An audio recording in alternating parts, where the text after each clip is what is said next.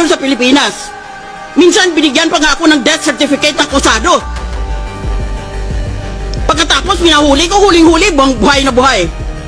Ganon ang ating korte dito. Huwag na kong padara ng kalukuhan ninyo dahil alam na alam ko yon. Kayo, nag-practice kayo 1 taon? 2 taon? Ako, RTC judge. Di ang ibig sabihin pala, ang mga nananalo ay mga honest na tao. Dahil kinondena nila dahil corrupt yung taong yon. Di, palagay din natin na itong mga representante, dahil lahat tayo, we represent the people, isn't that so? That's why we are elected officers. We're supposed to represent our constituencies.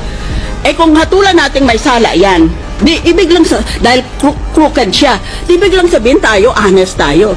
Ngayon, kung lahat pala tayo honest, o marami pala tayo sa atin ay honest, why is the Philippines often, or if not all the time, why is the Philippines always ranked as one of the most corrupt countries in the whole world? Yan, sagutin niyo ako niyan. Nagpapakalinis kayo? Aba kung malinis pala ang mga opisyalis natin at malinis pala sa buong bansa, eh bakit palagi tayong nililista ng Transparency International as one of the most corrupt countries in the world? Magtitingnan tayo? Sino kaya dito? Yan ang unang punto ko. Pangalawa, tumigil na kayo ng kapapangkapan nyo, mga artista. Merong mga politiko na alam natin kung anong loopholes nila sa SALN.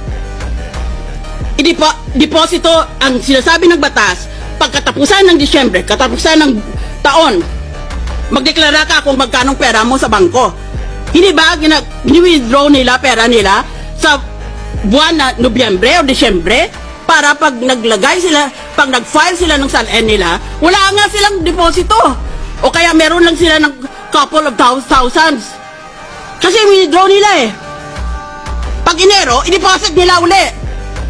Taong bayan, kayo ang magtestigo. Yan. Ba't hindi natin habulin yung ganon? Pangalawa, palusot. O pangalawa, na ginagawa nila na loophole sa SALN. Lahat ng pag-ari nila, real estate, bank accounts, iba pang pag-ari, nilalagay sa ibang pangalan. Yan is very, very widespread. O di wala nga naman silang pag-ari. Dahil lahat, linagay na nila sa ibang pangalan. Kung bawal ang asawa at ang mga anak, dahil sa batas ay inspeksyonin pati yan, yung mga malapit sa kanila. Di doon sa mga malalayo ng mga kamag-anak. O kaya maski hindi kamag-anak, sa kaibigan na pinagkakatiwalaan nila. What a hypocritical accusation. That is a problem with this country. We're all for honest government, and yet the world condemns us as one of the most corrupt countries in the world. That's why it is difficult to win in any international election, in any international campaign, because the Philippines, among others, has a reputation of being a corrupt country.